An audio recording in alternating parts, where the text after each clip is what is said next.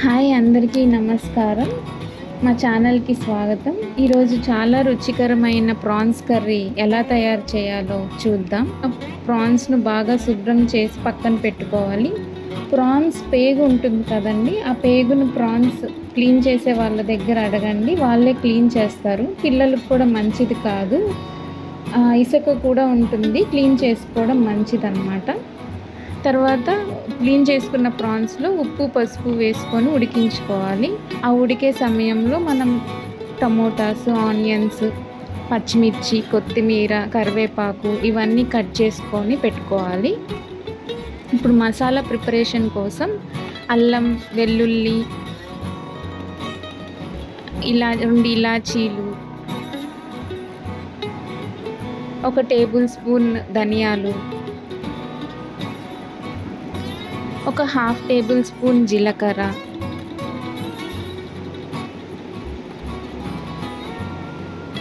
కొన్ని మిరియాలు, ఘాటు కోసం మిరియాలు యాడ్ చేసుకోవచ్చు, కొంచెం చెక్క, దాల్చిన చెక్క, 5-6 లవంగాలు, ఎండు కొబ్బరి 1 గుప్పెడు కట్ చేసుకొని వేసుకోవాలి.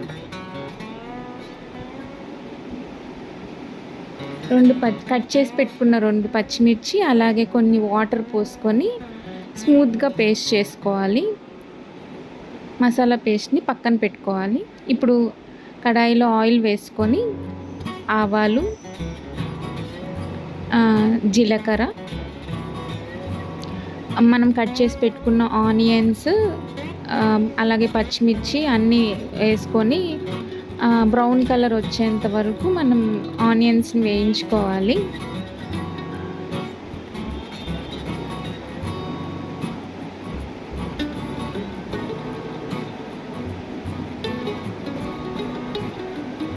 ఇలా బ్రౌన్ కలర్ వచ్చేంత వరకు వేయించుకున్నాక మనం టమోటాస్ని వేసుకొని వేయించాలి.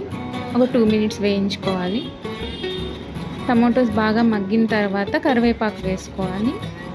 కరివేపాకు వేసిన తర్వాత మనం ముందుగా గ్రైండ్ చేసి పెట్టుకున్న పేస్ట్ ఉంది కదా, మసాలా పేస్ట్, అది ఆనియన్స్లోకి వేసుకొని ఫ్రై బాగా నూనె పైకి తేలేంత వరకు మనం మగ్గనివ్వాలన్నమాట. తర్వాత దీనిలోకి ఆ మసాలాలోకి పసుపు, ఒక 2 టేబుల్ స్పూన్స్ కారం, మనకు రుచికి తగినట్టు కారం వేసుకోవచ్చు, అలాగే రుచికి తగినట్టు ఉప్పు వేసి కలపాలి. మసాలా పేస్ట్లో బాగా మిక్స్ అయ్యేలాగా కలపాలి.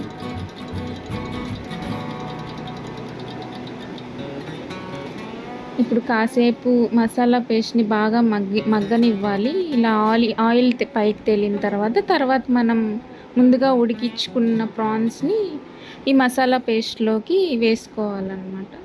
ఈ ప్రాన్స్ అనేవి మనకు చాలా మంచివన్నమాట.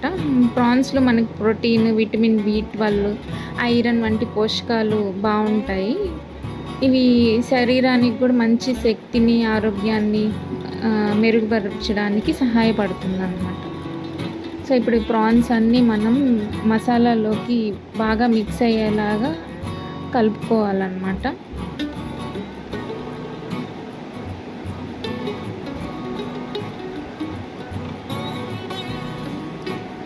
అంతా మసాలా అంతా ప్రాన్స్కి పట్టించేలా మనం మిక్స్ చేసుకో.